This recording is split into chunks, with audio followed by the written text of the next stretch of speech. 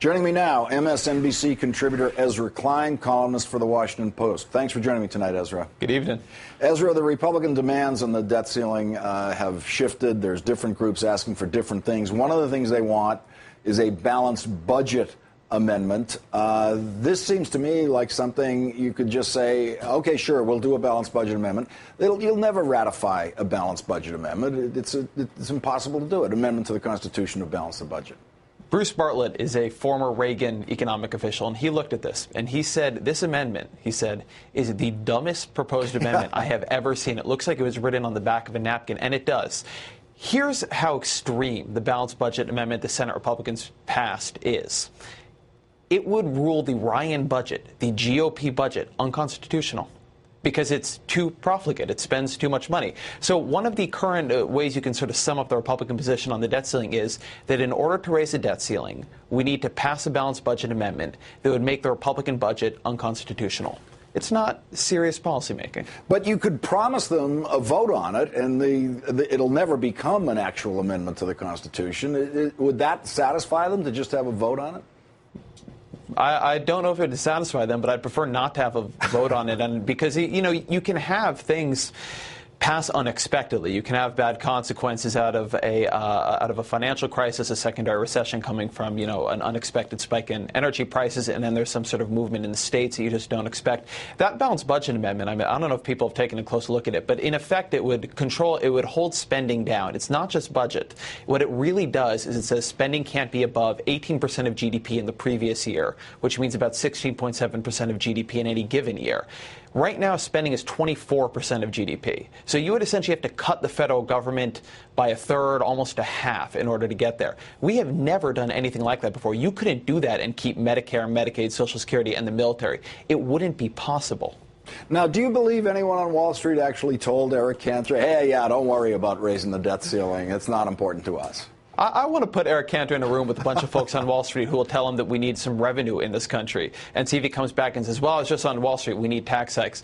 Look, as you can see in the graph we've got here, the single largest policy contributor to our deficits going forward are the Bush tax cuts. You extend those, and you're looking at $4 trillion in new debt.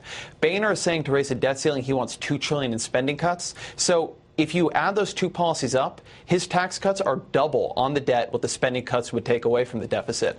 It's really important to realize that we're not having a deficit conversation on both sides here. The Republicans are having a conversation about tax cuts and the size of government. And Democrats are, I think, actually more broadly having or what they think is a deficit conversation. But that's dangerous not to be actually having a deficit conversation over the debt ceiling, because when the two parties aren't speaking about the same thing, that makes it harder to reach an agreement. And as Senator Sanders pointed out, I think quite correctly, if we don't reach an agreement on the debt ceiling, the consequences of that will be functionally unimaginable for the global financial system. Now, a lot of us have been, I think possibly for some in the audience, troublingly nonspecific when we get into what the disaster of not raising the debt ceiling would be. And partially that's because we've never seen it happen.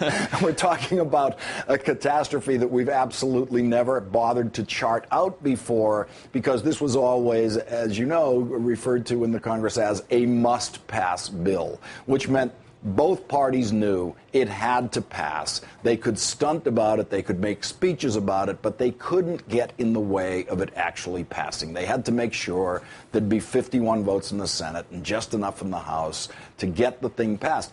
It seems that the Republicans in the House do not understand, genuinely do not understand that. Well, it's useful to be specific, as you say. So take the financial crisis we had 2 years ago, 3 years ago now, and imagine it basically 1,000 times worse. What happened in the financial crisis is we had a class of asset, these bonds backed by houses. We thought it was safe. It wasn't safe. And when it wasn't safe, when it turned out to be risky, the entire financial system froze because nobody knew how much money they really had. Nobody knew if they were going to get paid back. That's, in a real simple terms, what happened. The singular safest asset in the entire global financial system, the asset on which everything else is based upon, is the Treasury security. It is our government's debt, our government's capacity to pay back creditors.